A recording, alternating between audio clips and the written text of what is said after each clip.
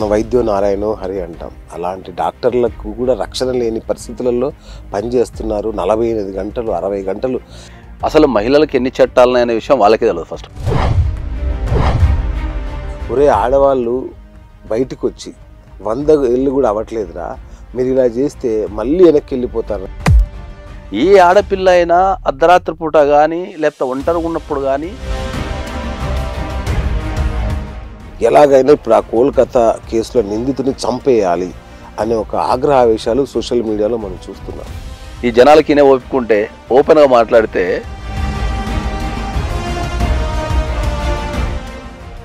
మానవ మృగాల్లాగా మారే పరిస్థితి ఎందుకు వస్తుంది సార్? ప్రతి మనిషిలో సాటి మనిషిని ప్రేమించాలి, గౌరవించాలి, ఒక మానవత్వం, ఒక ప్రేమ, ఒక కుటుంబ విలువలు, ఇట్లాంటి ఎడ్యుకేషన్ ఎందుకు ఉండదు సార్? ఇది ఎక్కడ నేర్చుకోవాలి? ఇది ఎవరు చెప్పాలి? చిన్నప్పటి నుంచి పిల్లలకు మనము చదువుల గురించి, వాటి ర్యాంకింగ్స్ గురించి,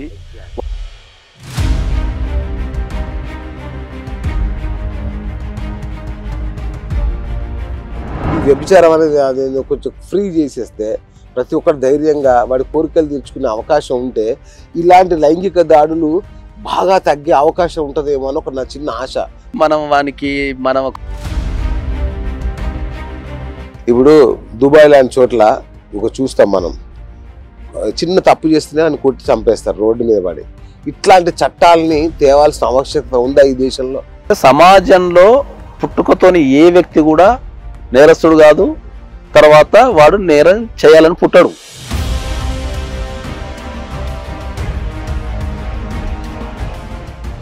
ఇట్లాంటి సంఘటన జరిగినప్పుడు ఒక సర్టెన్ పీరియడ్, ఒక నెలన 15 రోజుల్లోనా శిక్ష పడే పరిస్థితి లేదా? 15 సంవత్సరాలు 10 సంవత్సరాలు ఇలా కొనసాగాల్సిందేనా? విజయవాడ సత్యంబాబు కేసు తెలుసా? మరి ఆ కేసులో ఆ వ్యక్తిని ఉరిదీస్తే, ఒకవేళ వ్యక్తిని ఉరిదీస్తే పరిస్థితి ఏంది? ఇకనైనా ఇలాంటి అభయ లాంటి మరో ఉభయనో ఇంకేదో జరగకుండా చర్యలు ఏమైనా తీసుకునే అవకాశం ఉంటుందా? కొత్త చట్టాలు వచ్చే అవకాశం? వాటికి కొన్ని వందల చట్టాలు రూపొందించారు. నిర్భయ జరిగినప్పుడు చట్టాలు వచ్చినాయి.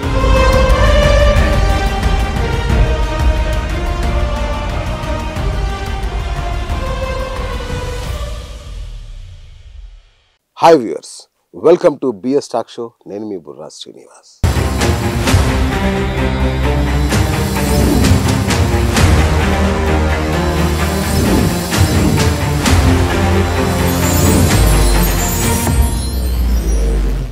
నిర్భయ, దిశ లాంటి కేసులు కూడా ఈ మానవ మృగాల్ని ఏం చేయలేకపోతున్న పరిస్థితి మనం చూస్తున్నాం.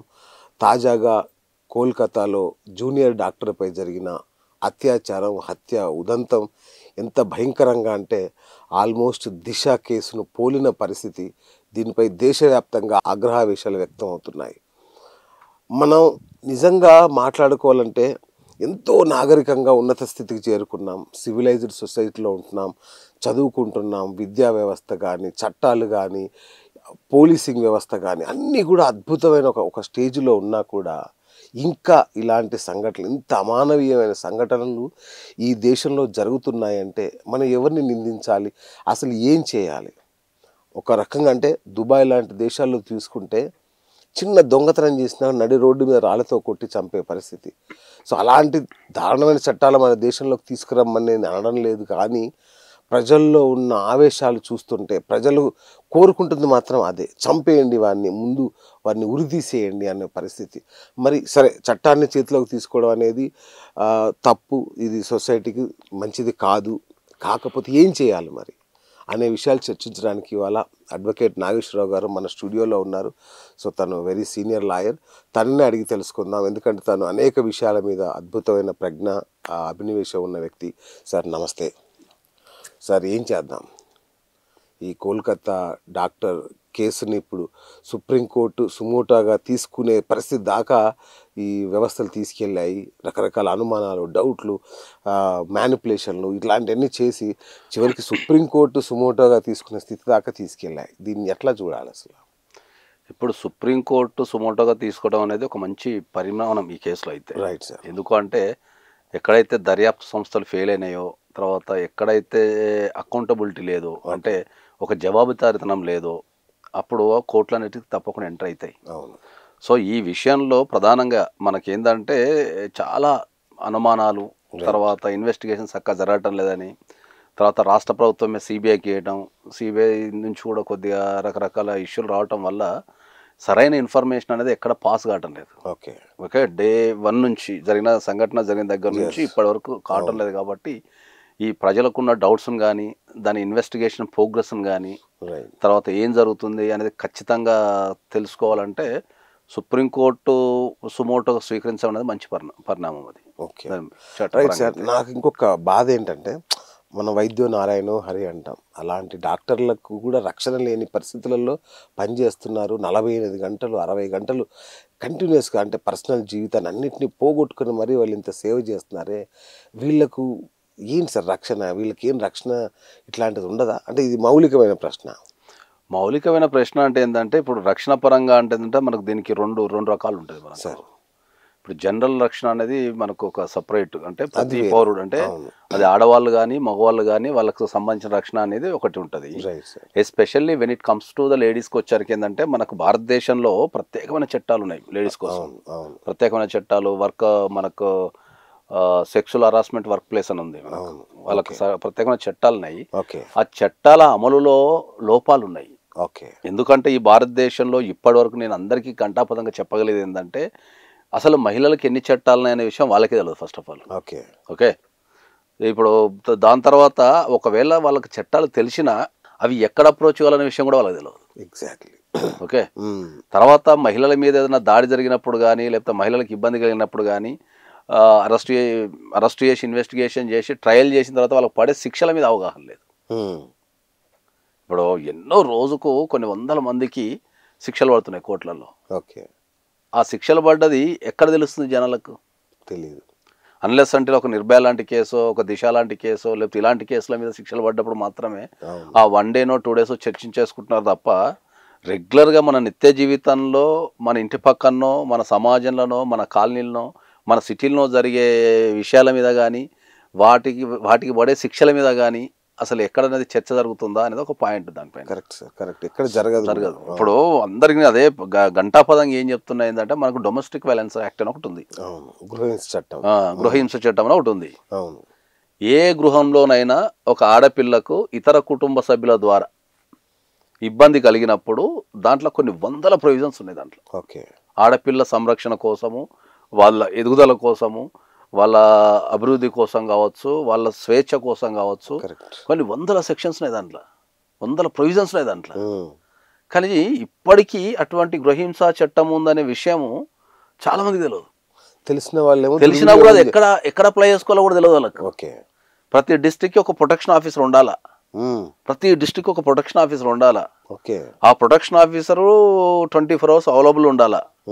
నీకు ఏ కష్టం వచ్చినా, ఏ మహిళకు కష్టం వచ్చినా వాళ్ళ దగ్గరికి వెళ్తే వాళ్ళు ఇమ్మీడియట్లీ మెడికల్ ఫెసిలిటీ కానీ, ఏమైనా ఆరోగ్యపరమైన ఉంటే మెడికల్ ఫెసిలిటీ కానీ, లేదా ఫైనాన్షియల్ అసిస్టెన్స్ కానీ, ఇవన్నీ వాళ్ళు ఇమ్మీడియట్లీ చేయాలా సహాయం. కానీ ఇప్పుడు ఒకటి, ఎంతమంది మహిళలు తెలుసు ఒక డిస్ట్రిక్ట్ ప్రొటెక్షన్ ఆఫీసర్ అనేది ప్రతి డిస్ట్రిక్ట్ ఉంటారు. నాకు ఏదైనా కష్టం వస్తే, నా ఇంటి కుటుంబ సభ్యుల ద్వారా ఏమైనా కష్టం వస్తే వాళ్ళ దగ్గరికి వెళ్ళి అప్లై చేసుకోవాలని ఎంతమంది మహిళలు తెలుసు సార్? మహిళలు జర్నలిస్టులు మాకే తెలియదు. అదే అంటున్నారు, చట్టాల మీద ఎవరికి అవగాహన లేకపోవడం అనేది మనకి ఇప్పుడు వచ్చిన ఇబ్బంది. దాని మీద ప్రభుత్వాలు కానీ, లేకపోతే ఇంకా చదువుకున్న మాలాంటి వ్యక్తులు కానీ చట్టాల మీద అవగాహన కల్పిస్తేనే వాళ్ళకున్న ఫెసిలిటీస్ అర్థమవుతాయి. అవును, రైట్ సార్. ఇంకొకటి, జనాల్లోంచి ఒక రకమైన అంటే ఒత్తిడి కానీ, వాళ్ళ ఆగ్రహావేశాలు ఎలాగైనా ఇప్పుడు ఆ కోల్కతా కేసులో నిందితుని చంపేయాలి అనే ఒక ఆగ్రహావేశాలు సోషల్ మీడియాలో మనం చూస్తున్నాం. గతంలో ఒకసారి మన కేసీఆర్ గారు కూడా దానికి అనుకూలంగా చేశారు కొంత. సో అట్లాంటి పరిస్థితి మమతా బెనర్జీ చేయలేదా, చేయకూడదా? ఇప్పుడు జనరల్గా అయితే చట్టాలని మన చేతుల్లోకి తీసుకోవడం అనేది అయితే తప్పదు ఎప్పుడు కూడా. ఓకే, ఇప్పుడు గత కేసీఆర్ ప్రభుత్వంలో జరిగిన ఈ విషయం ఏదైతే ఉందో, అది పోలీసు వాళ్ళు చెప్పేది ఏంటి అంటే, పారిపోతున్న క్రమంలో మేము చంపేసాం అనేది వాళ్ళ చిన్నప్పటి వింటున్నాం. ఇప్పుడు కొన్ని తెలిసినా, ఇప్పుడు మనకు కొన్ని తెలిసినా కూడా మనం తెలియనట్టే ఉండాలా. Okay, right. అంటే మిమ్మల్ని లాయర్ గా స్పందించమనట్లా ఒక మనిషి నేను వ్యక్తిగానే స్పందిస్తున్నా. నేను వ్యక్తిగానే స్పందించేది ఏంది అంటే ఇప్పుడు కొద్దిసేపు మనం ఓపెన్ గా మాట్లాడితే ప్లీజ్ ఈ జనాలకి ఒప్పుకుంటే ఓపెన్ గా మాట్లాడితే ఫస్ట్ ఇప్పుడు నిర్భయ జరిగింది. అవును. ఓకే, దేశం మొత్తం అల్లాడిపోయింది. అవును. ఓకే, ఒక 10 సంవత్సరాలు 12 సంవత్సరాలు నానా రకాలుగా కొట్లాడి కొట్లాడి కొట్లాడి కొట్లాడి చివరికి వాళ్ళకు రిసిక్ చేసేసినాం. అవును. తర్వాత దాని తర్వాత సెన్సేషనల్ కేసు మనకు దిశ జరిగింది. అవును. సరే, దిశలో అది ఇన్స్టెంట్ జస్టిస్ అందామా లేకపోతే కాకతీయంగా జరిగింది అందామా, అది కోర్టులో ఉన్న అంశం కాబట్టి the court will decide. Okay. So అక్కడైతే ఎవరైతే నిందితులు అనబడే వాళ్ళు అయితే చనిపోయారు. అవును. దాని తర్వాత ఇప్పుడు మనకి ఇప్పుడు వచ్చి అభయ అంటున్నాం దీన్ని మనం. ఓకే. ఓకే, సో ఇన్ని జరుగుతున్నప్పుడు దీన్ని అరగట్టగలిగే శక్తి లేదా అనేది ఒక క్వశ్చన్ ఫస్ట్. Exactly sir. ఇప్పుడు సొసైటీ అదే అడుగుతుంది. సొసైటీ అడుగుతుంది కదా. మరి ఏదైతే ఈ సోకాల్డ్ సొసైటీ ఉందో ఫస్ట్ ఈ సంఘటన జరిగింది కదా, ఈ సంఘటన జరిగిన తర్వాత నాకు విన్నప్పుడు ఫస్ట్ ఒక మగ వ్యక్తి కింద నా మీద నాకే అసహ్యం వేసింది. ఫస్ట్ ఆఫ్ ఆల్ నా మీద నాకే అసహ్యం వేసింది. ఎందుకు వేసింది అంటే నాకు ఆ సంఘటన జరిగిన తర్వాత ఒకసారి నా జీవితంలో ఉన్న ఆడవాళ్ళందరూ గుర్తొచ్చిండు. ఇప్పుడు సపోజ్ నేను చెప్తా, మనం మగవాళ్ళం కదా, మన తల్లికి ఏమైనా జరిగితే మనం ఊరుకుంటామా? మన చెల్లికి ఏమైనా జరిగితే ఊరుకుంటామా? మరి మన తల్లికో మన చెల్లికో మన ఫ్రెండ్కో జరిగితే మామూలు ఎవడన్నా చూస్తేనే మనం భరించలేము, చూస్తూనే భరించలేం కదా. మరి మన తల్లికి ప్రొటెక్షన్ ఇస్తాం, మన చెల్లికి ప్రొటెక్షన్ ఇస్తాం, మనకు ఫ్రెండ్ తెలిస్తే ఫ్రెండ్కి ప్రొటెక్షన్ ఇస్తాం, మనకు భార్య ఉంటే భార్యకి ప్రొటెక్షన్ ఇస్తాం. మరి సమాజంలో ఇంకో ఆడపిల్ల కూడా ఇట్లాంటి వ్యక్తే కదా, దాన్ని మనం ఎందుకు ప్రొటెక్షన్ ఇవ్వలేకపోతే? ఇంకో ఇంటి తల్లి ఇంకో ఇంటి చెల్లె ఎవరో ఒకలే కదా. దాని మీద మనం ఎందుకు అవగాహన తెచ్చుకోలేకపోతున్నాము? ఎందుకు ఎడ్యుకేషన్ చేయలేకపోతున్నాం మనం జనాలని? మన ఇంట్లో ఉన్న కుటుంబ సభ్యులకు మనం ఎందుకు చెప్పలేకపోతున్నాం? వాళ్ళతో ఎందుకు డిస్కస్ చేయలేకపోతున్నాం? ఇప్పుడు నేను ఇద్దరు కొడుకులకు తండ్రిని, నాకు బాధ అనిపించింది చాలా. అరే, మనం ఒక తల్లికి ప్రొటెక్షన్ ఇస్తాం, మన తల్లిని ఎవరన్నా చిన్న మాట అంటే భరించాం మనం. మనకు ఓపిక లేకపోయినా ఫైటింగ్ చేసేస్తాం. ఒక మన చెల్లికి ఏమన్నా జరిగిందంటే మొత్తం ప్రపంచాన్ని అంతా ఏకం చేసేసి పోతాం. ఇన్ని జరుగుతున్నప్పుడు ఒక తోటి ఆడపిల్ల కూడా ఒక మనిషే కదా, మరి వాళ్ళకెందుకు మనం హీరోలం అంటే ఏంది? ఆపదలో ఉన్న కాపాడుకోవడం హీరోయిజం కదా. నీ సెన్సెస్ ఎప్పుడు పనిచేస్తున్నాయి? నువ్వు ఒక అమ్మాయి అక్కడ ఒంటరిగా ఉన్న ఒక అమ్మాయిని ఇప్పుడు దేశవ్యాప్తంగా ఇప్పుడున్న మన టెక్నాలజీకి కావచ్చు, ఇప్పుడున్న మన అవసరాలకు కావచ్చు, ఆడపిల్లలు రాత్రనక పగలనక వాళ్ళు పని చేస్తున్నారు, ట్రావెలింగ్ చేస్తున్నారు, మీడియా రంగాలలో ఉన్నారు, కవరేజ్కి వెళ్ళాలా, హాస్పిటల్స్ వెళ్ళాలా, నర్సులు ఉంటారు. కొన్ని వందల మంది అమ్మాయిలు రాత్రనక పగలనక ట్రైన్స్లో కానీ క్యాబులలో కానీ ఆటోలలో కానీ నడుచుకుంటా కానీ పోతున్నప్పుడు నీకు తారసపడ్డప్పుడు నువ్వు ఒక ప్రొటెక్టర్గా ఉండాలి కదా. ఒక ఆడపిల్ల ఒక బస్ స్టాప్లో అర్ధరాత్రి పూట ఒంటరి నిలబడ్డప్పుడు నువ్వు ఒక ప్రొటెక్టర్ ఉండాలి కదా. నువ్వు ప్రొటెక్టర్ ఉండకుండా ఆడపిల్లని నువ్వు ఈవ్ టీజింగ్ చేయటమో లేకపోతే అసభ్యకరమైన చర్యలు చేయటమో లేకపోతే ఇంకేదైనా చేయడానికి ప్రయత్నించడం ఎంత తప్పది? ఒక సినిమాలో డైలాగ్ ఉంటుంది సార్, నాకు బాగా అతుకుపోయిన డైలాగ్. ఒరే ఆడవాళ్ళు బయటికి వచ్చి 100 ఏళ్ళు కూడా అవ్వట్లేదురా, మీరు ఇలా చేస్తే మళ్ళీ వెనక్కి వెళ్ళిపోతారు ఆడజాతి, మళ్ళీ అనాగరిక స్టేజ్ అంటే వెనకాల పడేసి సతీ సహగాను ఆ స్టేజ్కి వెళ్ళిపోతుంది. 100% అది 100% అని చెప్తున్నాను. ఏ ఆడపిల్ల అయినా అర్ధరాత్రి పూట కానీ లేకపోతే ఒంటరిగా ఉన్నప్పుడు కానీ ఎక్కడైనా నిలబడ్డప్పుడు మన లాంటి మగవాళ్ళని చూస్తే వాళ్ళకు ఒక భరోసా రావాలా, ఒక ధైర్యం రావాలా. అరే, ఒక నేను సెక్యూర్ ప్లేస్లో ఉన్నాన్ని వాళ్ళకి అనిపివాలా. దాన్ని కల్పించాల్సిన బాధ్యత ఎవరికి ఉంది? మన మొగోళ్ళకే కదా, సమాజంలో ఉన్న మన మొగోళ్ళకే కదా. ఎగ్జాక్ట్లీ. ఇప్పుడు ఏంటి సార్ ఇంత మానవ మృగాల్లాగా మారే పరిస్థితి ఎందుకు వస్తుంది సార్? నాకు అర్థం కావట్లే. అంటే దీంట్లో ఒక ప్రముఖ రాజకీయ నాయకుడి కొడుకు ప్రమేయం ఉందంటున్నారు, ఇది ఒక గ్యాంగ్ రేప్ అంటున్నారు, ఎవడో ఒక పిచ్చోడిని బలి పశువు చేసే ప్రయత్నం జరుగుతుంది. వాడు police informer Sanjay Roy something, వాడిని ఏదో బలిపశు చేసే ప్రయత్నం చేస్తున్నారు, వాడు సైకో అని పిచ్చోడని ప్రూవ్ చేసే ప్రయత్నం చేస్తున్నారు. అసలు ఓవరాల్గా ఈ కేసులో ఏం జరుగుతుంది సార్ మీ అంచనా? ఇప్పుడు ఆ కేసు మీద అయితే మనకు ఏదైనా కూడా మీడియా కథనాల వల్లనే మనం కేసుని వింటున్నాం తప్ప మనం దానికి సంబంధించిన డాక్యుమెంటరీ కానీ దానికి సంబంధించి ఎందుకంటే ఇప్పుడు హై సెన్సిటివ్ కేసు కాబట్టి అంత జనరల్గా డాక్యుమెంట్స్ కానీ లేకపోతే ఇతర విషయాలను కూడా యాక్సెస్ చేయనివ్వరు. ఎందుకంటే అది కొద్దిగా సెన్సేషనల్ కేసు.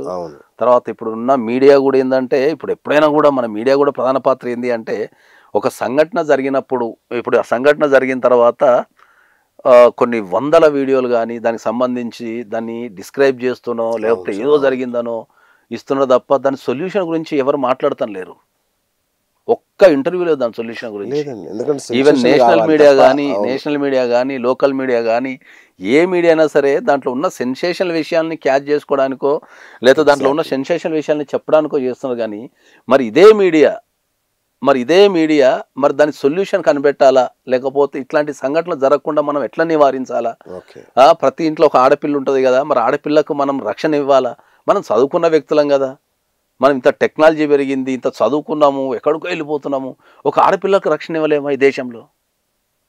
ప్రధానంగా నేను చెప్పగలిగేది ఏంటి అంటే ప్రతి మగవాడు వాళ్ళ జీవితంలో ఆడది లేకుండా బతకడం అనేది కష్టం. ఎందుకంటే మన పుట్టుక కానుంచి మన చావు వరకు వాళ్ళ తోడు మనకు ఉండాల్సిందే ఏదో ఒక రూపంలో. నువ్వు పెళ్లి చేసుకోలేదంటే నీకు అక్కనో చెల్లెనో ఎవరో తల్లినో పిన్నో గిన్నో ఎవరో ఒకరు జీవితంలో ఓడిపోతారు కదా.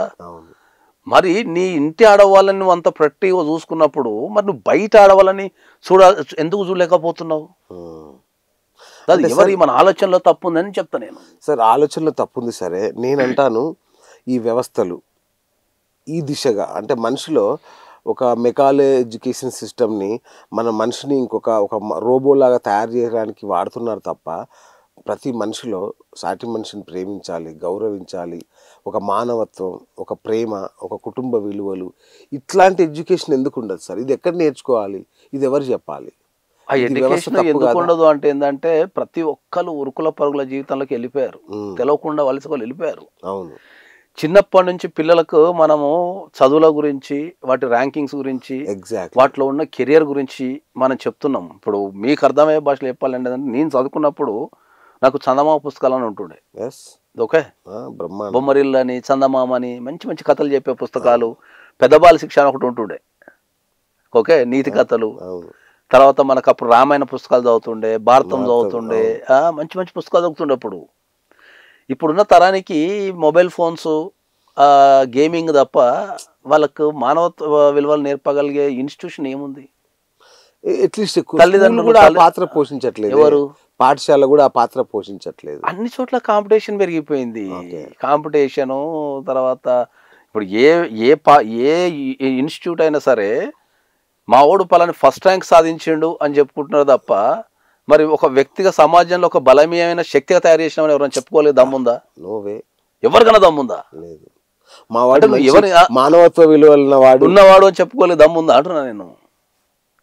నువ్వు ఏమైనా నాకు ఫస్ట్ ర్యాంక్ వచ్చింది, సెకండ్ ర్యాంక్ వచ్చింది, థర్డ్ ర్యాంక్ వచ్చింది అని చెప్పి ఒక ప్రెజర్లో పెట్టి మీరు అందరూ చదివిస్తున్నారు. కానీ ఒక మానవత్వ విలువలను ఒక మంచి మనిషి కింద నేను తీర్చిదిద్దగలిగిన అని చెప్పి ఒక్క విద్యా సంస్థ అని చెప్పండి చూద్దాం మనం. వీడికి దయ ఉంది, వీడికి మానవత్వం ఉంది, ధైర్యం ఉంది, కాపాడుతుంది, ఏమీ లేవు. ఏం చదువుతున్నావు, నువ్వు ఎంత బట్టి పట్టినావు, ఏం చదువుతున్నావు, నీకు ఎంత ర్యాంక్ వచ్చింది, నీకు ఏ కంపెనీలో జీతం వస్తుంది, ఇవే కదా. ఫ్యాక్టరీలే సార్, ఆల్మోస్ట్ ఫ్యాక్టరీలు. మరి మనిషి ఆలోచించే విధానం పడిపోయింది. ఇప్పుడు ఒకప్పుడు మనం నోటి మీద లెక్కలు చెప్తుండే, ఎంత పెద్ద లెక్క అయినా సరే ఫోన్ నెంబర్లు కూడా 100 గుర్తు పెట్టుకొని ఉంటుండే. మనం ఎంత పెద్ద లెక్క చెప్పినా ఇప్పుడు క్యాల్కులేటర్ జేబులా పెన్నులు లేనప్పుడు మనం ఒక్క నిమిషంలో వాడు ఎంత పెద్ద లెక్క చెప్పినా నోటి మీద చెప్తుండే, బ్రెయిన్ పని చేస్తుండే. ఇప్పుడు నేను నా చిన్నప్పుడు ఎంత పెద్ద లెక్క అయినా సరే ఏదైనా మనీ విషయాలలో ఏదైనా క్యాల్కులేషన్ జరిగినప్పుడు అరే ఇది ఇంటూ ఎంత అంతే చెప్తుండే. ఇప్పుడు నాకేదైనా నువ్వు చిన్న లెక్క చెప్పు, నేను ఫోన్ తీసుకొని క్యాల్కులేటర్ వాడుతున్నా. ఫోన్ తీసుకొని క్యాల్కులేటర్ వాడుతున్నా. తప్పదు, ఎందుకంటే అవకాశం ఫంక్షనింగ్ ఆగిపోయింది, స్పందించడం ఆగిపోయింది. ఇంతమంది కూర్చొని ఒక సమస్య వచ్చినప్పుడు ఇంత సోషల్ మీడియాలో దాన్ని వైరల్ చేస్తున్నారు తప్ప మరి ఇంతమంది కూర్చొని మరి దానికి సంబంధించి నేను నిలబడతా, లేకపోతే దీనికి బాధ్యత వహించి ఇంకోసారి నా ప్రమిసెస్లో కానీ, నా చుట్టుపక్కల కానీ, నా సమాజంలో కానీ నేను ఈ అన్యాయం జరగకుండా, అంటే ఎవరు ఎదుటి వ్యక్తులు తప్పు చేయకుండా, నేను ఆడపిల్లలకి ఎగెనిస్ట్ ఏం జరగకుండా నేను కాపాడుతా అని ఒక్కరన్నా ప్రశ్నించుకుంటున్నారా? నువ్వు సోషల్ మీడియాలో పడి కామెంట్లు పెడతారు, సోషల్ మీడియాలో పడి అది చేస్తారు, రోడ్ల మీదకి వచ్చి ధర్నాలు చేస్తారు. కానీ ఇప్పుడు నిర్భయ జరిగి ఇప్పటికి 15 సంవత్సరాలు అవుతుంది, అదే సంఘటన రిపీట్ అవుతుంది తప్ప మరి ఎక్కడన్నా ఆపగలుగుతారా?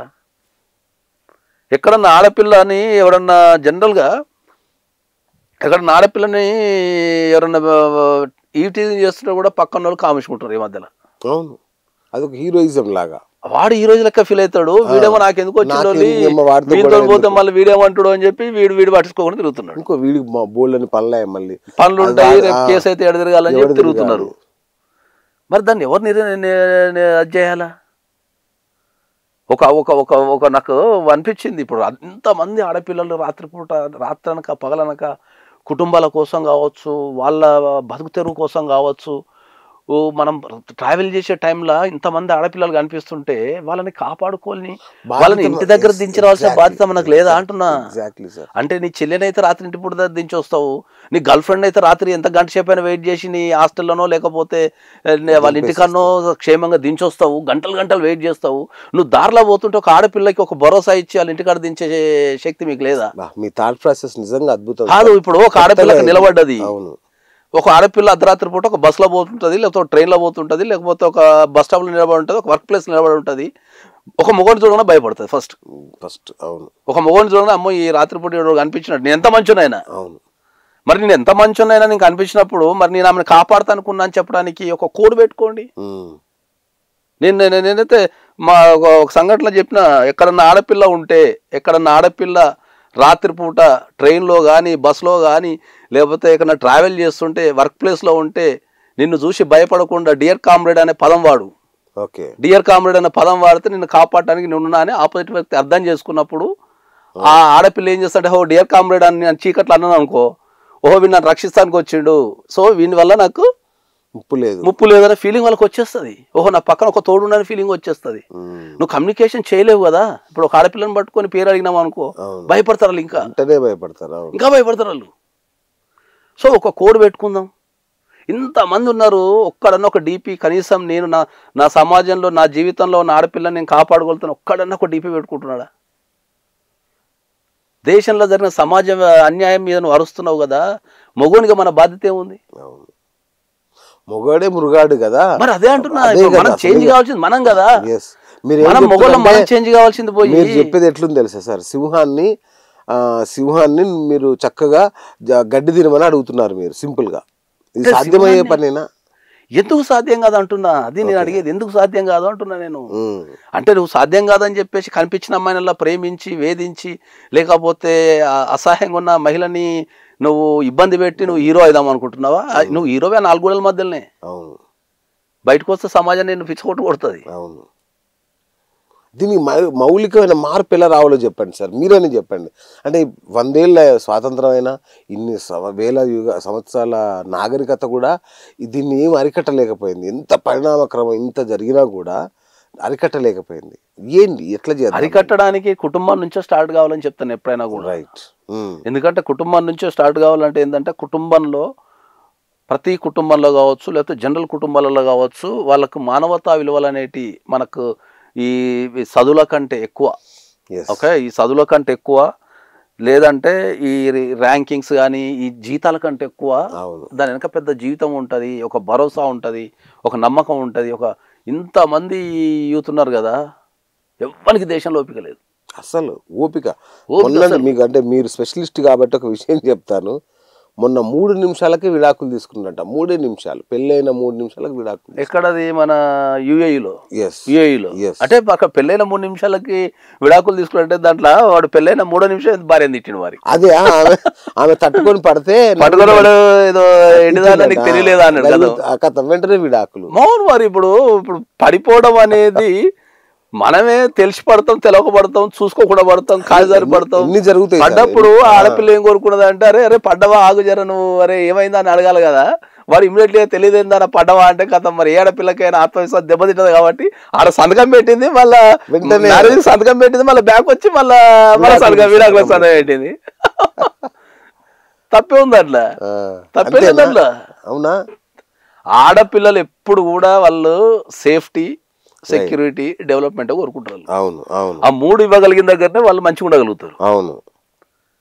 ఇంత పెద్ద సమాజంలో, ఇంత పెద్ద భారతదేశంలో ఒక ఆడపిల్లని ఇంతమంది మనం మొగోళ్ళం కలిపి రక్షించుకోలేకపోతున్నామే. ఒక అర్ధరాత్రి పూట అందరూ అడుగుతుంటారు, ఆడపిల్ల అర్ధరాత్రి పూట తిరగలేదా, స్వతంత్రంగా తిరగలేదా అని చెప్పి. తిరగటానికి మనం సహాయం చేద్దాం, ఏముంది, మనం ప్రొటెక్షన్ చేద్దాం.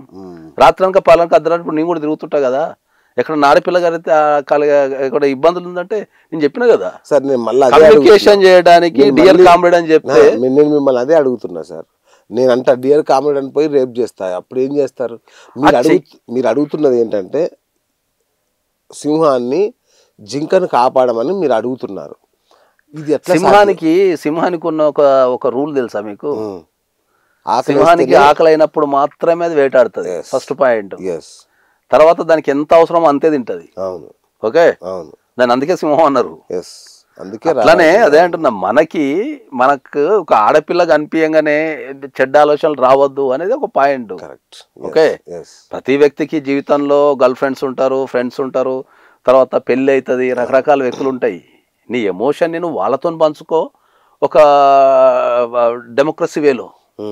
ఓకే, కానీ ఇప్పుడు నీకేదో నీ ఎమోషన్నో లేకపోతే నీ అవసరాన్నో కనిపించిన వ్యక్తి మీద ఎట్లా రుద్దుతావు అనేది నేను అడుగుతున్నా. అదే సింహానికి మనం ట్రైనింగ్ ఇస్తున్నాం. ఇప్పుడు ఏమని ట్రైనింగ్ ఇస్తున్నాము?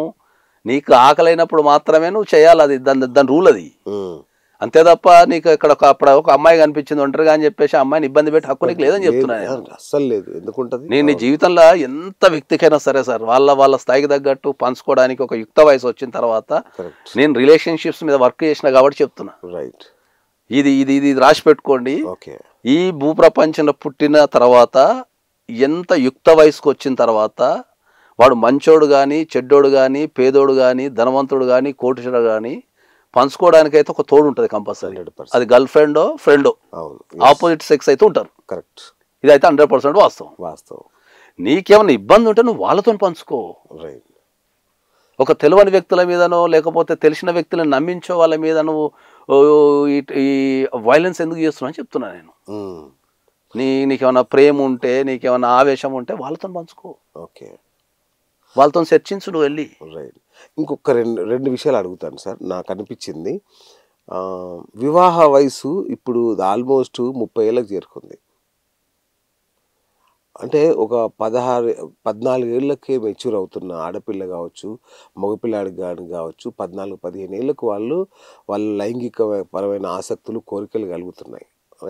అప్పటి నుంచి ఇంకొక 15 ఏళ్ల పాటు వాళ్ళని కట్టడి చేయడం వల్లనే ఇట్లాంటి సమస్యలు ఉత్పన్నం అవుతున్నాయా అనేది నాకు ఒక డౌట్. ఈ వివాహ వయస్సు మీద దీనిపైన రెండు విషయాలు నేర్చుకోవాలి జనాలు సార్. మన దేశంలో సంతానోత్పత్తి రేట్ అంటాం కదా, అవును, అది 1950లో నాకు తెలిసి ఒక 40% ఉండే. ఓకే, 40% ఉండే 1950లో. మీరు కావాలంటే గూగుల్లో కానీ లేకపోతే మీరు గూగుల్లో కొట్టండి వస్తుంది. ఓకే, 1950లో 40% సంతానోత్పత్తి రేటు ఉన్నప్పుడు నవే డేస్ నాకు తెలిసి అది 3%కో 4%కో వచ్చింది. ఎస్, మీరు గూగుల్లో చేయండి. మీరు ఓకే, నేను ఛాలెంజ్ చేస్తాను, మీరు గూగుల్ చేయండి. తగ్గిపోయింది భారతదేశంలో. ఓకే, ఎందుకు తగ్గిపోయింది భారతదేశంలో అంటే మీరు అన్నది ఫస్ట్ కారణం ఏంది? Late marriages. Okay, why late marriages అంటే కెరియర్ కోసం. రెండోది ఎక్స్పెన్సెస్, సంపాదనకు ఖర్చులకు లంకె లేక ఏం చేస్తున్నారు? ఇప్పుడు ఇండియాలో కొత్త సిస్టమ్ ఉంది మీకు. ప్రపంచంలో చాప కింద నీరుల ఒక సంస్కృతి ప్రవేశించింది దేశంలో. ఓకే, అది ఇవాళ నేను మాట్లాడుతున్నా కదా, ఇంకో 2 సంవత్సరాల ప్రపంచంలో ప్రతి ఒక్కరు మాట్లాడుకుంటారు భారతదేశంలో. డింక్ DINK డింక్ అంటుంది దాన్ని. Dual income no kids. ఈ సిస్టమ్ ఉంది భారతదేశంలో. ఓకే, మెట్రోపాలిటన్ సిటీస్లో అయినా బాంబే, ఢిల్లీ, కలకత్తా, బెంగళూరు లాంటి సిటీలో జంటలు పిల్లల్ని కంటలేరు. ఓకే, పెళ్లి చేసుకుంటున్నారు, ఇంటర్ కోర్స్ చేసుకుంటున్నారు, పిల్లల్ని కంటలేరు. ఆ సిస్టమ్ పేరు DINK, dual income no kids. అంటే ఇద్దరు పని చేసుకోవాలా, పని చేసుకోవాలా, ఒక ఇంటికి ఉండాలా, అన్ని అనుభవించాలి పిల్లలు తప్ప. ఎందుకంటే వాళ్ళ బాధ్యత తీసుకునే ఓపిక లేదు. ఎందుకంటే వాళ్ళని కనాలా, పెంచాలా, ఆ నర్సరీ ఫీజులు 1,00,000 రూపాయలు కట్టాలా, వాళ్ళని చదివించాలి, ఈ డేకంతా మాకెందుకు అనే టైంలో ఒక కల్చర్ స్టార్ట్ అయింది. అసలు లైఫ్ లో ఫస్ట్ ఆఫ్ ఆల్ పెళ్లి అనేదే మాయమవుతుంది మెల్లమెల్లగా. ఎవరైనా చేసుకుంటే మళ్ళీ డింక్ లోకి వచ్చేస్తున్నాడు. డింక్ అంటున్నాడు, డ్యూయల్ ఇన్కమ్ నో కిడ్స్ కథ వాళ్ళు డిక్లేర్ చేసేస్తున్నారు. మేము ఒకరికొకరు తోడు బతికేస్తాం, ఇక మాకు ఈ తలకాయ నొప్పి వద్దని చెప్పేసి. ఓకే, అదే ఈ రెండింటితో ఏమైంది, ఇదంతా ఎఫెక్ట్ వచ్చేసి సమాజం మీద పడుతుంది. అంతే కదా సార్. అవును, నేనైతే స్ట్రాంగ్లీ రికమెండెడ్ దట్ ఒక అబ్బాయికి ఒక 23 నుంచి 24 సంవత్సరాలకు పెళ్లి చేసేయమని చెప్తాను. చేసి తీరమని చెప్తాను నేను. అమ్మాయికి 22 అంతే, ఒక 2-3 సంవత్సరాల గ్యాప్. ఎందుకంటే ఇప్పుడు ఒకప్పుడు జనరేషన్ గ్యాప్ ఉంటుండే, ఎందుకంటే ఒక 5 years పెట్టిండ్రు. ఎందుకు 5 years జనరేషన్ గ్యాప్ పెట్టిండ్రు అంటే ఏంటంటే కొద్దిగా మెచ్యూరిటీ లెవెల్స్ అనేవి అబ్బాయికి ఎక్కువ ఉంటాయి కాబట్టి, మరి ఇద్దరు సేమ్ ఏజ్ లో ఉన్న కొద్దిగా వాళ్ళు కొట్లాడుకునేది ఉంటుంది కాబట్టి ఒకళ్ళు కొద్దిగా హ్యాండిల్ చేయగలగాలి ఇంకొకళ్ళు అనే ఉద్దేశంతో మనకు ఒక 5 years గ్యాప్ పెట్టిండ్రు. ఇప్పుడున్న టెక్నాలజీగా గ్యాప్ పోయింది కాబట్టి మనం ఏం చెప్తున్నాం అంటే ఏంటంటే డెఫినెట్లీ నేనైతే 23కి 24కి మ్యారేజ్ చేయమని చెప్తున్నా. చేయాలి sir, irrespective of their financial situation. ఏముండదు.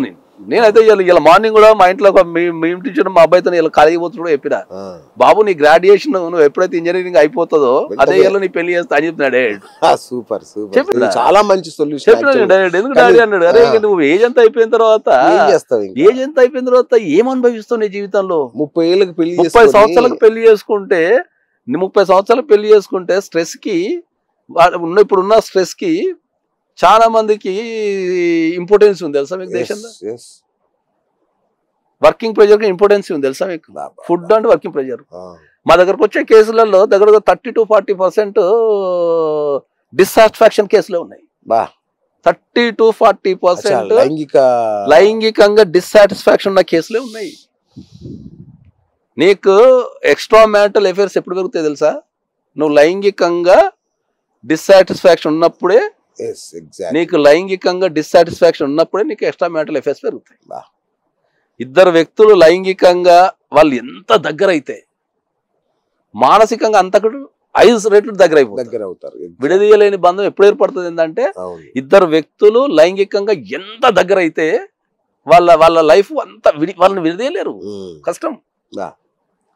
నువ్వు ఏదైతే దాన్ని ఒక పని లెక్కనో లేకపోతే ఏదో చేయాలి కదా, ఏదో డ్యూటీ లెక్కనో చేస్తే వాళ్ళ మధ్యలో బాండింగ్ ఉండదు. ఈ ప్రపంచంలో దేనికి లేని బ్యూటిఫుల్నెస్ మ్యారేజ్కి ఎందుకు ఉంది అంటే ఒక ఇద్దరు వ్యక్తులు కలిసి ఆ మ్యారేజ్ తోనే ఇద్దరు వ్యక్తులు లైకింగ్ కలుస్తారు, ఇంకే రిలేషన్ కలవరు అన్లెస్ అంటే ఇల్లీగల్ అఫైర్స్ తప్ప. నువ్వు ఎప్పుడైతే నువ్వు పార్ట్నర్ ని బోత్ ద పార్టీస్ పార్ట్నర్ కనుక లైంగికంగా కనుక వాళ్ళని సాటిస్ఫై సంతృప్తి పరచగలిగితే వాళ్ళని విడదీసే శక్తి ఏది ప్రపంచంలో ఉండదు. ఎందుకంటే ఎప్పుడైతే వాళ్ళు లైంగికంగా దగ్గర అయిపోతారో అప్పుడు ఇది నాది అనే ఫీలింగ్ వస్తుంది.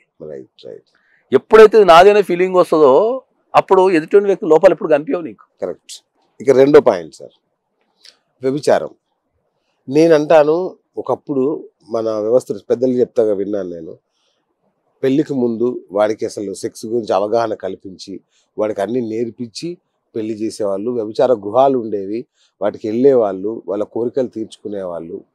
ఎందుకు మన దేశంలో మొన్న ఏదో చట్టబద్ధం చేశారు అంటున్నారు కానీ ఇంకా కూడా కేసులు పెడుతున్నారు, వాళ్ళని ఇబ్బందుల పాలు చేస్తున్నారు, భయపడుతూనే ఉన్నారు. ఇవన్నీ జరుగుతున్నాయి. ఎందుకు చట్టబద్ధం చేయకూడదు వ్యభిచారాన్ని? ఏంటి ఆ సమస్య ఏంటి వీళ్ళకి ఈ చట్టాలు? ఇప్పుడు సుప్రీంకోర్టు ఇప్పుడు దానిపైన చాలా స్పష్టమైన నిర్వచనం ఇచ్చింది supreme court. Prostitution is not a crime. Okay, not banned in India. Okay, ఇండియాలో ప్రాస్టిట్యూషన్ బ్యాన్ ఏం లేదు. Okay, prostitution business is ban. Okay, అర్థమైందా? ఒక ఆడపిల్ల తనంత తానుగా ప్రాస్టిట్యూషన్ చేసుకుంటే బ్యాన్ లేదు. ఓకే, కానీ ఆర్గనైజ్డ్ గా నువ్వు ఒక మూటా కింద ఏర్పడిపోయి నువ్వు అమ్మాయిని దగ్గర తీసుకెళ్తా అని చెప్పి నువ్వు పైసలు వసూలు చేసుకొని అది బ్యాన్ ఇండియాలో. ఈ సన్నని గీత అర్థం కాదు. అయితే మీరు ఇంతకుముందు అన్నది ఏంది అంటే మరి సార్ మరి సుప్రీంకోర్టు డెసిషన్ ఇచ్చినట్టుంది, లేకపోతే ఎందుకు అన్ని దాడులు జరుగుతున్నాయి అన్నారు కదా. దీంట్లో ప్రాబ్లం ఏమైందంటే ప్రాస్టిట్యూషన్ అనేది అమ్మాయి చేసుకోవచ్చు వాలంటరీగా. ఓకే, అమ్మాయికి నచ్చిన వ్యక్తి దగ్గరికి వెళ్ళి సర్వీస్ ఇచ్చేసి మనీ తీసుకోవడమో లే what ever it may be prostitution చేసుకోవచ్చు అమ్మాయి స్వతహాగా. కానీ ఇప్పుడు ఆ అమ్మాయి నేను ప్రాస్టిట్యూట్ అని ప్రమోట్ చేసుకోలేదు కదా. అవును, కాబట్టి ఆ ప్రమోట్ చేస్తానికి వాడు తయారవుతాడు. ఆ తయారైందే బిజినెస్. అవును, అంతే కదా. ఆ తయారైందే బిజినెస్ అది. ఓకే, సో ఆ బిజినెస్ వల్ల ఏంటంటే ఆ తయారైనోడు ఏం చేస్తాడంటే ఓ ఈ బిజినెస్ ఏదో బాగుంది కదా అని ప్రతి అమ్మాయిని దాంట్లో మార్చడానికో లేకపోతే కిడ్నాపులు చేసో లేకపోతే ఇవన్నీ చేసో బెదిరించో ఆ బిజినెస్ లోకి బలవంతంగా తోయబడుతుంది. కాబట్టి అట్లాంటి సిచ్యువేషన్ ఉండదు కాబట్టి దాన్ని బ్యాన్ చేశారు. అది క్రైమ్ కింద ఉన్నది. ఇప్పుడు ఎప్పుడైనా రైడ్ జరిగినప్పుడు నీకు ఆర్గనైజర్లు కంపల్సరీ పట్టుబడతారు. ఒక అమ్మాయి ఒక అబ్బాయి ఉన్నప్పుడు పట్టుకోమని చూద్దాం. ఎటువంటి ఒక అమ్మాయి డైరెక్ట్ పైసలు తీసుకొని పాల్గొని ఒక పోలీసు వాళ్ళు పట్టుకోలేరు. కంపల్సరీ అందులో ఎవడో ఒకడు ఆర్గనైజరో లేకపోతే బ్రోకరో పైసలు తీసుకోవడో ట్రాన్సాక్షనో ఆ అమ్మాయికి సంబంధం లేకుండా జరుగుతుంది. అది జరిగే క్రమంలో పట్టుకుంటారు. సో అది బ్యాన్ ఇండియాలో, అది క్రైమ్ ఇండియాలో. Prostitution is not a crime in India. కానీ ఈ విషయం చాలా మందికి తెలియదు యాక్చువల్ గా. సన్నని గీత అది సన్నని గీత అది ఆ సన్నని గీత అర్థం కాదు. అమ్మాయి ప్రాస్టిట్యూషన్ చేస్తుందంటే స్వతహాగా చేస్తుందేమో అనుకుంటాం కానీ దాని వెనక ఎక్కడో ఉందనే విషయం మనకు తెలియదు. మళ్ళీ అదే అందుకే ఏమంటున్నాము, ఇప్పుడు అమ్మాయి ప్రమోట్ చేసుకోలేదు. ఎగ్జాక్ట్లీ. ఇప్పుడు అమ్మాయికి స్వతహాగా ప్రాస్టిట్యూషన్ చేయాలని ఉందనుకుందాము. అంటే ఆమె పొట్ట తిప్పల కోసం కావచ్చు, కుటుంబాన్ని చదవటం కావచ్చు, లేకపోతే కుటుంబాలు ఎవరికైనా ఇబ్బంది ఎదురయ్యచ్చు, వాళ్ళకి ఎర్నింగ్ కెపాసిటీ ఉండదు కాబట్టి దాని మీద చేసుకునే అవకాశం ఉండొచ్చు. ఉన్నప్పుడు అమ్మాయి తనకు తాను పొట్ట చేసుకోలేదు. ఏ అమ్మాయి స్వతహాగా నేను రండి నేను అన్ని చెప్పలేదు. సో దాన్ని ప్రమోట్ చేస్తానికి కూడా ఉంటాడు. అది తప్పు ఇండియాలో. అది అంటే నాకు అనిపించింది ఏంటంటే ఈ వ్యభిచారం అనేది కొంచెం ఫ్రీ చేసేస్తే ప్రతి ఒక్కరు ధైర్యంగా వాడి కోరికలు తీర్చుకునే అవకాశం ఉంటే ఇలాంటి లైంగిక దాడులు బాగా తగ్గే అవకాశం ఉంటదేమో అని ఒక నా చిన్న ఆశ. ఏమంటారు? దానికంటే మనం ఒక ఓపిక నేర్పాలా, సహనాన్ని నేర్పాలా, వానికి ఆ నిగ్రహ శక్తి నేర్పాలా. అది జీవితం కదా సార్. ఒక్క మాట, ఇప్పుడు నీకు ఉంది కదా ఫెసిలిటీ అని చెప్పేసి అన్ని అనుభవించడానికి పోతే అవును ఇంకా దానికి అదేం ఉంటది అంటున్నా. కరెక్ట్. కానీ సమాజంలో పడుతున్నారు కదా సార్. ఇప్పుడు అడవిలో మృగాలు ఉంటాయి, అవి దానికి అడవి ఉన్నంత వరకు అక్కడే తిని అక్కడే మేస్తాయి. మీకు చెట్లు కొట్టేస్తాం, ఊర్ల మీద కరెక్ట్ వచ్చారు. అడవి ఎన్ని యుగాలైనా మారలే. అవును. ఎందుకు మారలేదంటే ఈ ప్రపంచం పుట్టినప్పుడు భగవంతుడు ప్రతి ప్రాణికి ఒక గుణం పెట్టిండు. ఓకే, ఇప్పుడు నువ్వు నెమలిని తీసుకో, దాని గుణం చెప్పు. చక్కగా నాట్యం. కోకిలను తీసుకో, పాట, గానం, మంచిగా అద్భుతం. మనం కుక్కను తీసుకో, విశ్వాసం. గాడిదని తీసుకో, ఓర్పు. ఓకే, నక్కని తీసుకో, కుట్రలు కుతంత్రాలు తెలివితేటలు, అంటే పనికిరాని అన్ని ఉంటాయి దానికి. చీమని తీసుకో, కష్టజీవి. సింహాన్ని తీసుకో, రాజసం. మరి మనిషిని తీసుకోయింది, మనిషి ఎందుకు చెప్పు? అన్ని కలిపి అది కాదు, మనిషికి స్వార్థం. ప్రతి ప్రాణికి ఒక గుణం ఉన్నట్టు మనిషి గుణం స్వార్థం. మన పుట్టుకనే స్వార్థం, సత్యంత వరకు స్వార్థమే. అంతే. స్వార్థం లేకుండా ఈ ప్రపంచంలో ఏది జరగదు. మనం ఇప్పుడు అందరం ఉల్టా చెప్తే తల్లి గర్భంలోకి మనం దేనికోసం వచ్చినాం చెప్పు? స్వార్థం కోసం రాలే. అంతేగా, స్వార్థం కోసం రాలే. మరి నీ స్వార్థం ఎలా స్టార్ట్ అయింది? పుట్టుకే ఒక స్వార్థం. అక్కడ నుంచి స్టార్ట్ అయిన స్వార్థం కోసం, తన స్వార్థం కోసం, తన ఎదుగుదల కోసం మొత్తం ప్రపంచాన్ని అంతా సంకరానికి ఇచ్చేస్తాడు. అన్ని రకాలుగా. సరే సార్, మనిషికి చెప్పండి. అదే నాకు ఒక మామూలు నార్మల్ ఒక కామన్ మ్యాన్ గా అడుగుతున్నాను. కోరికలను చంపుకోవడం కష్టం కదా, నేచర్ కదా అది. ఒక మనం టాయిలెట్ ఎట్లనో, ఒక మోషన్ ఎట్లనో, ఈ సెక్స్ కూడా అంతే అవసరం కదా. దీన్ని మనం నియంత్రించకుండా, నిరోధించకుండా దానికి తగిన వెంట్స్ ఓపెన్ చేస్తే బెటర్ కదా అనేది నా ఆలోచన. క్రైమ్ రేట్ చూస్తున్నాం కదా, అయినా కూడా మనం క్రైమ్ రేట్ ఎంత ఉంది, జనాభా ఎంత ఉంది అనేది మనం క్యాల్కులేషన్ చేయాలి ఫస్ట్. రైట్. ఇటువంటి సంఘటనలు ఎన్ని జరుగుతాయి అనేది క్యాల్కులేషన్ చేయాలి. ఓకే. ఒక జనాభాలో ఒక 5% జరిగే క్రైమ్ రేట్ కోసం 95 మంది జనాలని మనం ఇబ్బంది పెట్టలేం కదా అంటాం మనం. అది ఫస్ట్ పాయింట్. రెండోది, ఎన్నో యుగాలుగా ఇప్పుడు మీరు దీన్ని ఇప్పుడు మనం ఓపెన్ గా మాట్లాడితే మరి జనాలు యాక్సెప్ట్ చేస్తారో ఏం చేస్తున్నారో ఓపెన్ చేస్తారో. ఇప్పుడు మీరు సెక్స్ ని లీగలైజ్ చేస్తే అయిపోద్ది కదా అంటారు. సెక్స్ లీగలైజ్ చేసినా చేయకపోయినా యుక్త వయసులో ఏదో రకంగా మనం అవసరాన్ని తీసుకుంటూనే ఉంటాం ఎక్కడి దగ్గర. ఇప్పుడు మనం అదే సార్, మాట్లాడితే ఎన్ని ఓయో రూమ్లు జరుగుతున్నాయి, క్రమంలోనే క్రైమ్స్ జరుగుతున్నాయి. నేను అనేది నా బాధ ఏంటంటే ఈ తీర్చుకునే క్రమంలోనే అది క్రైములు జరుగుతుంది. తీర్చుకునే క్రమంలో క్రైమ్ జరుగుతుంది అనటం కంటే ఏంటంటే ఎమోషనల్ దాంట్లో క్రైమ్ జరుగుతుంది. అవును, ఎమోషనల్ నేచర్ కదా. ఇప్పుడు మీరు ఎమోషనల్ నేచర్ అన్నప్పుడు ఇప్పుడు నీకు ఇప్పుడు అది ఇన్స్టంట్ గా జరిగేది క్రైమ్. ఎప్పుడైనా గుర్తుపెట్టుకోండి, క్రైమ్ అంటే ఏంటంటే అక్కడ ఇన్స్టెంట్ గా జరుగుతుంది. ఓకే, అంటే ఎప్పటి నుంచో డెవలప్ అయి ఉన్న విషయాలకి అది ఇన్స్టెంట్ గా జరిగేదే క్రైమ్ అంటాం మనం. దాన్ని క్రైమ్ కి ఎవరు జనరల్ ప్లాన్ చేయడు, అంటే అన్లెస్ అంటే మర్డర్ కేసులు తప్ప. ఇక ఒక నేషేయాలన్నప్పుడు క్రైమ్ చేస్తాడు తప్ప ఇక మిగతా వాళ్ళు ఎక్కువ అది ఆపర్చునిటీలో రప్పక ఇప్పుడు దొంగతనం చేస్తారు జనరల్ గా. సో ఆ తీర్చుకునే క్రమంలో మనం ఏమంటాం అంటే ఏంటంటే ఒక 5% ఉన్న వ్యక్తుల కోసము మొత్తం వ్యవస్థ నాశనం చేయలేము అంట నేను. చేయలేము దాన్ని, అది తప్పు కూడా. సో ఈ సాంఘిక కట్టుబాట్లు ఇవన్నీ ఇలాగే ఉండాలి, కంపల్సరీ ఉండాల్సిందే. ఇంత ఉంటేనే ఇంకా మనం అవుతాం లేము. ఇంకా మీరు అన్నది చేస్తే అసలు ఎవడాగడు, ఇంకా ఎవరికి అసలు ఎవరికి సంబంధం లేకుండా ఉంటారు. సరే సార్, ఇప్పుడు దుబాయ్ లాంటి చోట్ల ఒక చూస్తాం మనం, చిన్న తప్పు చేస్తేనే అని కొట్టి చంపేస్తారు రోడ్డు మీద పడి. ఇట్లాంటి చట్టాలని తేవాల్సిన ఆవశ్యకత ఉందా ఈ దేశంలో? ఇప్పుడు ఒక్కొక్క దేశానికి అక్కడున్న కాలమాన పరిస్థితులను బట్టి, అక్కడున్న విషయాలను బట్టి, వాళ్ళ మైండ్ సెట్ ని బట్టి చట్టాలు రెడీ చేయబడతాయి. ఓకే, మన భారతదేశంలో ఉన్న చట్టాలు ఏంది అంటే మంది రిఫార్మేటివ్ థియరీ అంటాం. ఓకే, రిఫార్మేటివ్ థియరీ అంటే ఏంటంటే సమాజంలో పుట్టుకతోని ఏ వ్యక్తి కూడా నేరస్తుడు కాదు, తర్వాత వాడు నేరం చేయాలని పుట్టడు. సామాజిక పరిస్థితులు కానీ, కుటుంబ పరిస్థితులు కానీ, లేకపోతే ఎమోషనల్ పరిస్థితులు కానీ మాత్రమే వాడిని నేరస్తుని కింద తయారు చేస్తాయి. సో ఒక ఎమోషన్ ని బేస్ చేసుకొని మనం ఒక వ్యక్తిని ఎప్పుడు కూడా మనం డిసైడ్ చేయలేము. ఓకే, సో వానిలో పరివర్తన తెచ్చి వాడిని మళ్ళీ ఒక మంచి మనిషిగా తయారు చేసి మళ్ళీ వాడిని సమాజంలో వదిలిపెట్టాలనేది భారతదేశం థియరీ. అది దాన్ని రిఫార్మేటివ్ థియరీ అంటాం మనం. అంటే వాడిని మళ్ళీ ఇప్పుడు క్రైమ్ చేసిన తర్వాత జైల్లోకి పోయి చదువుకున్న వాళ్ళు మస్తు ఉన్నారు తెలుసా మీకు. క్రైమ్ చేసిన తర్వాత జైల్లో పోయి పోయేటి రాసిన వాళ్ళు ఉన్నారు, పుస్తకాలు రాసిన వాళ్ళు ఉన్నారు, పని నేర్చుకొని బయటకు వచ్చి ఆ పని వృద్ధి చేసుకున్న వాళ్ళు ఉన్నారు. దాన్ని రిఫార్మేటివ్ థియరీ అంటాం. సో అది మన భారతదేశం పాటించేది. దుబాయ్ వాళ్ళు పాటించేది ఏంది? కన్ను కన్ను, కాలు కాలు, వాడు ఏం చేస్తే వానికి అది చేయాలంటారు అంతే. కాబట్టి అక్కడ సిస్టమ్ అది. ఎందుకంటే అక్కడ చాలా తక్కువ మంది ఉంటారు, ఎడార్లు అడవులు వాళ్ళకి. అంతే కదా, ఇప్పుడంటే డెవలప్ అయింది కానీ వన్స్ అపాన్ టైం అది పెద్ద ఎడారి పోతే చచ్చిపోతుండే. ఇప్పుడు కూడా చచ్చిపోతున్నారు ఎండకు పోయి. ఇప్పుడు మొన్న కూడా మనం రీసెంట్ ఒక వీడియో చూసినాం కదా, మేకలు పోయి పాపం తిండి లేక. సో అది వాళ్ళ సిస్టమ్ అది. రైట్ సార్, అట్లీస్ట్ ఇప్పుడు యాంగర్ ఉంది, ఇప్పుడు దేశం అంతా ఈ సంఘటన మీద చాలా కోపం ఉంది.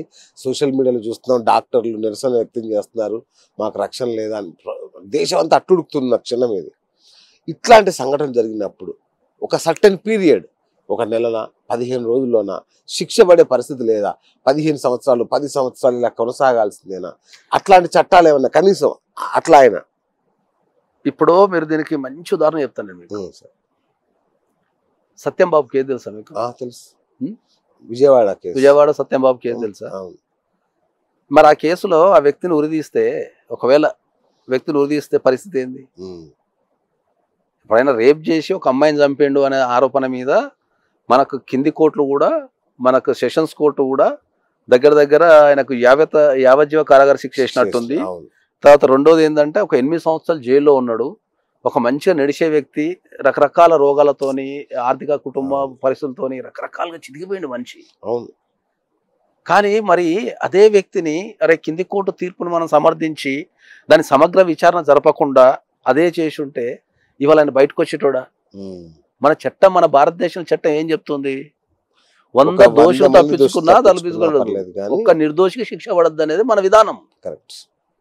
సో మరి అదే సత్యం బాబు కేసులో మరి అంత మర్డర్ జరిగినప్పుడు మరి అతనికి హైకోర్టులో చాలా క్లియర్గా ఇతడు తప్పు చేయలేదు, వదిలిపెట్టాడు అని చెప్పినప్పుడు మరి అట్లాంటి కేసులు ఉండొచ్చు కదా అనేది ఒక సిద్ధాంతం. మనం సమగ్ర విచారణ జరపకుండా, సమగ్ర కోర్టు ట్రయల్స్ జరపకుండా మనం శిక్ష చేయడం ఎంతవరకు నిజం అనేది. అంటే సాక్ష్యాధారాలు సరిగ్గా ఉన్నా కూడా ఈ జాప్యం జరుగుతుంది, దాన్ని నివారించడం. జాప్యాన్ని నివారించడం అనేది ఇప్పుడు మనకు, మీకు ఎంత ఐడియా ఉందో తెలియదు, వరంగల్లో ఒక చిన్న పాప మీద రేప్ చేసిన కేసు ఉండే. నాకు తెలుసా 90 days లో యావజ్జీవ కారాగార శిక్ష, ఉరి శిక్షణ వేసిన దాంట్లో 90 days లో వేసిన. 90 days లో వేసిన దాంట్లో మరి అక్కడ జరిగింది కదా. అంటే సార్ ఒకటి మీకు కూడా తెలుసు ఆ విషయం, ఆర్థికంగా బాగాలేని వాళ్ళు అక్కడే ఆగిపోతారు. వాడు కొంచెం బాగుంది అనుకోండి, సెషన్ కోర్టు నుంచి పై కోర్టుకి వెళ్తాడు, పై కోర్టు నుంచి హైకోర్టుకి వెళ్తాడు, హైకోర్టు సుప్రీంకోర్టు దాకా వెళ్తాడు, అక్కడి నుంచి అవసరం రాష్ట్రపతి దాకా వెళ్తాడు. ఇట్లా వాడు ఏమైనా చేసుకోవచ్చు. ఈ దేశంలో ప్రతి నిందితుడికి ప్రతి నేరస్తుడికి ఒక అద్భుతమైన వెసులుబాట్లు ఉంటాయి. దీన్ని ఏం చేయలేమా? ఇది ఇంతేనా? అద్భుతమైన వెసులుబాటు నుండి ఎవరు తప్పించుకున్నాడు దేశం నుంచి? నేనైతే ఇప్పుడు యాజ్ అడ్వకేట్ ఒక కసబ్ మన దేశం మీద దాడి చేసిండు. మనం ఒక పాకిస్తాన్ వ్యక్తి వచ్చి ఈ ప్రపంచం మొత్తం చూస్తుంటే కెమెరాల ముంగట ఒక గన్ను పెట్టి మన దేశం మీద, మన అస్తిత్వం మీద, మన సమగ్రత మీద, మన సిటిజన్స్ మీద దాడి చేసిండు. ఓకే, మనం వాడిని చంపాలంటే ఎంతసేపు పడుతుంది? ఎందుకు చంపలేదు? వాడిని బిర్యానీలు పెట్టి ఎందుకు అన్నేళ్ళు మేపాల్సి వచ్చింది? అదే ప్రాసెస్ కదా. ఒక వ్యక్తికి అవకాశం ఇవ్వటం అనేది మన చట్టము. వాడు తప్పు చేసిండని లాస్ట్ కి అయితే ఉరిదీసిండు కదా. నీకు మన భాషలో చెప్పాలంటే నీకు న్యాయం లేట్ అయితేమో కానీ కంపల్సరీ న్యాయం అవుతుంది. ఇదే మీరే చెప్తారు ఏమని, న్యాయం ఆలస్యం అయితే అది అన్యాయమే అని. అది న్యాయమే కాదు అనే మాట కూడా వింటాం మనం. అన్నిటి ప్రపంచంలో అన్నిటికీ ఉంది ఆలస్యం అమృతం విషయం అని మనమే అంటాం. మళ్ళా నిదానమే ప్రధానం అని మనమే అంటాం. అయ్యే ఉంటాయి. అది ఏదైనా మనం కేసు టు కేసే తీసుకోవాలని చెప్తా నేను. ఆ కేసులో అర్జెన్సీ ఉందా, అర్జెన్సీ లేదా? ఇప్పుడు చాలా మంది నన్ను అడిగిన క్వశ్చన్ అది. ఏమడిగారు? చాలా మంది మేధావులు కావచ్చు, అంటే బీయింగ్ అడ్వకేట్ నాకు ఎక్కడన్నా చర్చ వచ్చినప్పుడు ఈ కసబ్ని మనం దలుచుకుంటే నిమిషాల్లో చంపచ్చు కదా, మనల్ని అడిగేది వాడు సార్ అని చెప్పి అడిగేళ్ళు. మన దేశం కదా, మన మీద దాడి జరిగింది కదా అని చెప్పి వాడిని చట్ట ప్రకారం మనం ఉరిదీయకపోతే, వాడిని చంపాలనుకుంటే ప్రపంచం దృష్టిలో భారతదేశం విలువబోతుంది. నీ ఇంటి వరకు నువ్వు ఇంట్లో కూర్చొని కసబ్ని చంపేచ్చు కదా అంటావు. మరి ప్రధానమంత్రి పీఠం మీద కూర్చున్న వ్యక్తి ప్రపంచ దేశాలతో ముచ్చట పెట్టాలి. ముచ్చట పెట్టేటప్పుడు మీ దేశంలో ఏదో జరిగిందంట కదా అంటే ఎంత ప్రాబ్లం ఉంటది? సో ఒక విషయాన్ని డిసైడ్ చేయడానికి చాలా ఫ్యాక్టర్స్ ఉంటాయి. రైట్, ఆ ఫ్యాక్టర్ నుంచి చూడాలి మనం. రైట్ సార్, కోల్కతా విషయానికి వద్దాం. ఇప్పుడు ఏం జరగబోతుంది ఈ కేసులో? ఇప్పుడు సుప్రీంకోర్టు మనకు సుమోటాగా తీసుకుంది కాబట్టి నాకు తెలిసి రేపు హియరింగ్ ఉంది సుప్రీంకోర్టులో. సో రేపు హియరింగ్ ఉంటుంది.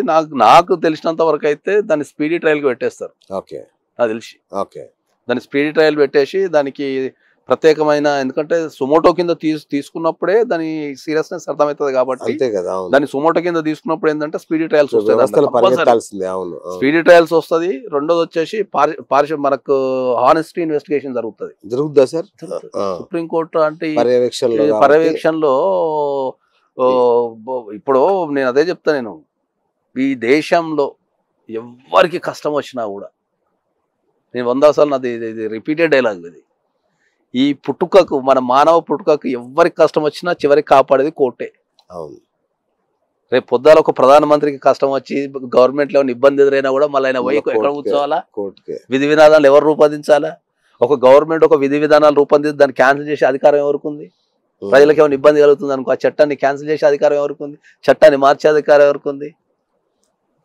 న్యాయస్థానం.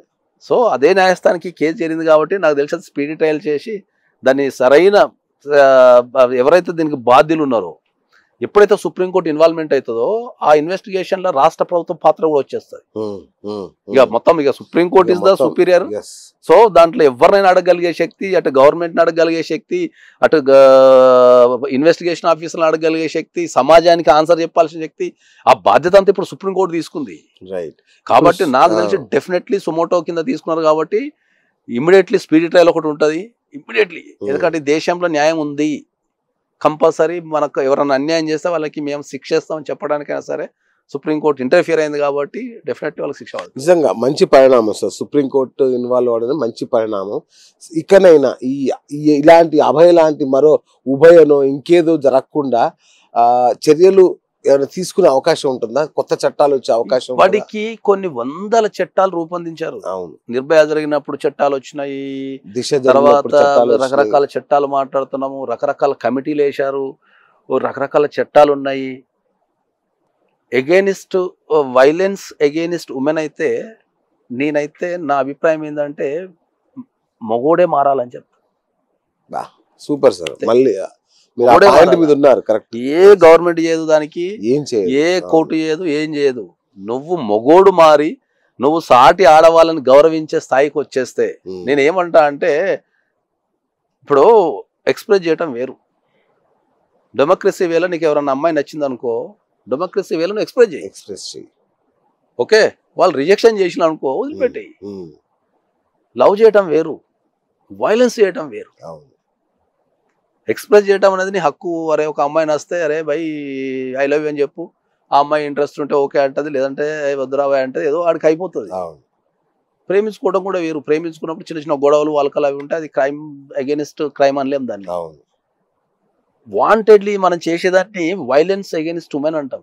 ఓకే, ఆ ఉమెన్ కి మనం వైలెన్స్ చేయకూడదు. మనం ఇంతకుముందు మనం సింహం అన్నాం కదా, మనం సింహం లెక్కనే బతుకుదామని చెప్తా నేను. ఇవాళ ఎవరన్నా ఆడపిల్లల్ని చూస్తున్నా సిగ్గు అనిపిస్తుంది తెలుసా? నీ అమ్మ మనం మొగజాతి ఆనిముత్యాల కింద ఉండాలి కానీ ఆడపిల్లల్ని ఇబ్బంది పెట్టుకుంటా వాళ్ళని చేసుకుంటా వాళ్ళ మొగట మనం దోషిగా నిలబడాలి సార్. నేను చెప్తున్నా కదా, ఎవరన్నా గనక ఆడపిల్లల్ని ఇబ్బంది పెట్టే ఉద్దేశం ఉంటే, లేకపోతే ఇప్పుడు ఏదన్నా మీ మధ్యలో ఇప్పుడైనా జరుగుతుంటే ఇమ్మీడియట్లీ రాఖీ పండుగ సందర్భంగానే వెళ్ళి వాళ్ళని కన్ఫెస్ చేసి సారీ చెప్పండి, మీరు సగం నిద్రపోతారు ఇంటికి. సూపర్. రాఖీ పండుగ సందర్భంగా నేను ప్రజలందరూ మన మొగజాతి ఆనిముత్యాలు అందరికీ చెప్తానా, మీ జీవితంలో ఉన్న ప్రతి అమ్మాయి దృష్టిలో మీరు హీరోగానే బతకండి తప్ప ఒక గలీజ్ వ్యక్తి కిందనో లేకపోతే చేతగాను కిందనో దోషిగాను నిలబడకండి అని చెప్తున్నా నేను. హీరో అనేటోడు తెర మీద కాదా, హీరో అనేటోడు తెర మీద కాదు ఉండాల్సింది. నీ జీవితంలో నీ కుటుంబ సభ్యులనో లేకపోతే నీ చుట్టుపక్కల సమాజంలో ఉన్న లేడీస్ నువ్వు కాపాడి వాళ్ళ దృష్టిలో ఎప్పటికీ హీరోగా ఉండిపోదప్ప. గలీజ్ పనులు చేసి వాళ్ళని ఇబ్బంది పెట్టి లేకపోతే వాళ్ళకి ఇంకోటి చేసి వాళ్ళ మనసులో గలిస్తానం వాళ్ళని చూసి నెగిటివ్ తెచ్చుకోకని చెప్తాను. రాఖీ పండుగ అందరూ చెప్తున్నాను. కరెక్ట్, నిజంగా. అంటే ఒక పురుషుడు మారితేనే పురుషుడు మారితేనే ఈ సమస్యకు పరిష్కారం ఉంది. ఎన్ని చట్టాలు ఈ ఒక ప్రధానమంత్రి పిలిపిస్తే నిలబడతారు, లేకపోతే ఒక సీఎం పిలిపిస్తే నిలబడతారు కదా. ఒక కామన్ వ్యక్తి నేను పిలిపిస్తున్నా కదా, నేను ఆడపిల్లను కాపాడుతా అని చెప్పి డీపీ పెట్టుకోండి ఒక రోజన్నా, ఒక్కరోజు పెట్టుకోండి. నేను నా చుట్టుపక్కల నేను నా కుటుంబ సభ్యులను కానీ నా చుట్టుపక్కల నా ఆడపిల్లలను కానీ నేను వాళ్ళకి రక్షణగా నిలబడతా.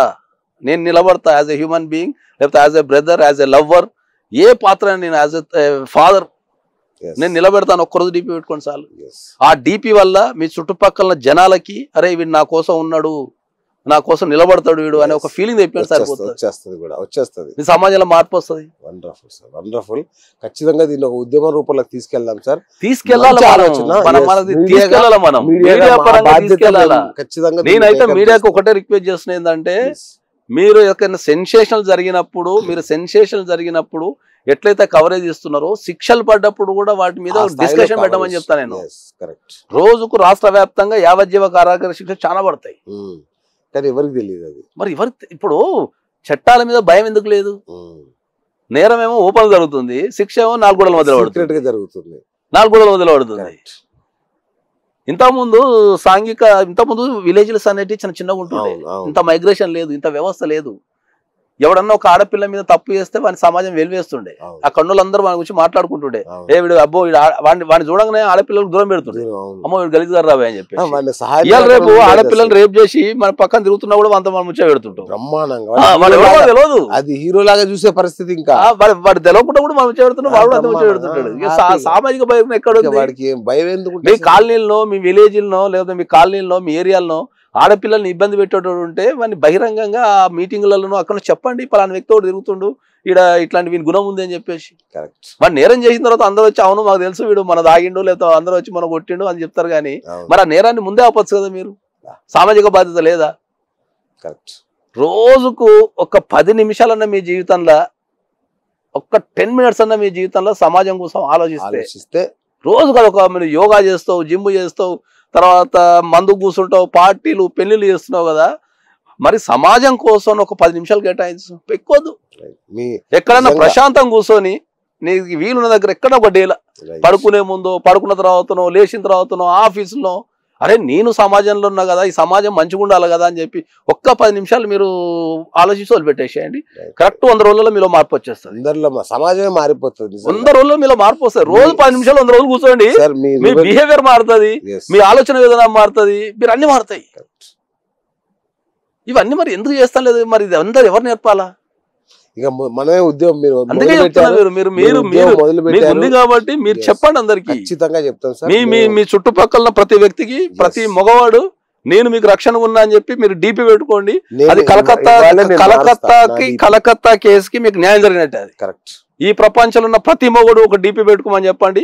ఆడపిల్లలకు రక్షణ నేను ఉన్నా అని చెప్పి నేను హీరోని అని చెప్పి పెట్టుకోమని చెప్పండి. మీ దమ్ముంటే మీకు కలకత్తా కేసు న్యాయం జరిగినట్టే. దమ్ముంటే సార్ కనీసం 10% అన్న నీకు నువ్వు డీపీ పెట్టుకోగలిగితే 10% క్రైమ్ తగ్గుతుంది. ఒక్క ఆడపిల్లని రక్షించదు చాలు మనం. ఒక్క ఆడపిల్ల. కరెక్ట్. నీ జీవితంలో ఎవరన్నా ఇబ్బంది ఇప్పటికైనా పెడుతుంటే పోయి వాళ్ళకి క్షమాపణ పోయి నీ కొలీగునో లేకపోతే నీ కాలనీ మేట్నో మీ ఊర్లో ఉన్న అమ్మాయినో నువ్వు ఏదైనా వేరే రకంగా చూసింటే పోయి వాళ్ళకి క్షమాపణ పోయి నేను నిన్ను ఇట్లా చూసినా లేకపోతే నిన్ను ఇట్లా అనుకున్నా కాబట్టి తప్పు అవుతుంది క్షమించు అని చెప్పి కాళ్ళ మీద పడిపోయి. Hats off sir. మీ రివల్యూషనరీ థాట్ ప్రాసెస్ నిజంగా మగోడు మారాలి సార్. ఎన్ని చెప్పినా కూడా మగోడు మారితేనే ఆడదానికి రక్షణ ఉంటుంది. Right sir. దీన్ని మనం ముందుకు తీసుకెళ్దాం. Thank you sir. Thank you so much. So friends చూసారు కదా, పురుషుడు మారాలి, పురుషుడు ఆలోచన విధానం మారాలి. స్త్రీ అంటేనే ఒక లైంగిక వస్తువు, ఆమెను ఏమైనా చేయొచ్చు, ఒక బలహీనరాల మీద మనం ఒక జంతువులాగా విరుచుకుపడవచ్చు అని మీ మానసిక దౌర్బల్యాన్ని వదిలిపెట్టండి. నేను నా సాటి స్త్రీని గౌరవిస్తాను, కాపాడుతాను అని ఒకసారి నాగేశ్వరరావు గారు చెప్పినట్టు ఒక చిన్న డీపీ, నేను ఒక ఆడపిల్లను కాపాడుతాను అని ఒక చిన్న డీపీ ద్వారా ఈ సమాజంలో చాలా మార్పు తేవచ్చు, ఒక అద్భుతమైన సమాజాన్ని నిర్మించవచ్చు అనేది మనందరికీ అర్థమవుతుంది. నేనైతే ఈ క్షణం నుంచి సార్ని ఫాలో అవుతాను, ఈ ఉద్యమంలో పార్టిసిపేట్ చేస్తాను. దయచేసి మీరందరూ కూడా ఒక మంచి పని కోసం చేయండి. సార్ ఒక మంచి మాట అన్నారు, మీరు మారితే కోల్కత్తాలో ఆ మహిళా డాక్టర్కి న్యాయం జరిగినట్టే అని ఒక మాట అన్నారు. నిజంగా తన ఆత్మ శాంతిస్తుంది. అట్లీస్ట్ మన ఈ సమాజం, నా చావు ద్వారా ఈ సమాజంలో ఒక మంచి మార్పు వచ్చిందనే తృప్తి అయినా ఆమె ఆత్మ కలుగుతుంది. అట్లాగే అతనికి నిందితుడికి కఠిన శిక్ష పడాలి, సరైన నిందితుడికే శిక్ష పడాలి. ఎందుకంటే భయం వేస్తుంది, జరుగుతున్న పరిణామాలు చూస్తుంది. ఎవరో బకరాన్ని చేసేసి ఏదో చేస్తున్నారు. సుప్రీంకోర్టు ఇన్వాల్వ్మెంట్ కాబట్టి డెఫినెట్లీ క్వశ్చన్ చేసే అధికారం వాళ్ళ ఇష్టానుసారం చేసే అవకాశం ఉండదు. ఎందుకంటే కోర్టుకున్న పరిధి దానికి ఆలోచించే విధానం పెద్దగా ఉంటది కాబట్టి ఏదైనా తప్పు జరుగుతున్నా మేము పట్టగలుగుతాం. ఇన్వెస్టిగేషన్ ఎక్కడ తప్పు జరుగుతున్నా ఉండదు కాబట్టి ఇప్పుడు అంతా సెటరేట్ అయిపోతుంది investigation process. Thank you sir. Thank you so much. So ఇది నాగేశ్వరరావు గారు, అడ్వకేట్ నాగేశ్వరరావు గారితో ఇవాళ బిఎస్ టాక్ షో. నేను మీ బిఎస్ సైనింగ్ ఆఫ్.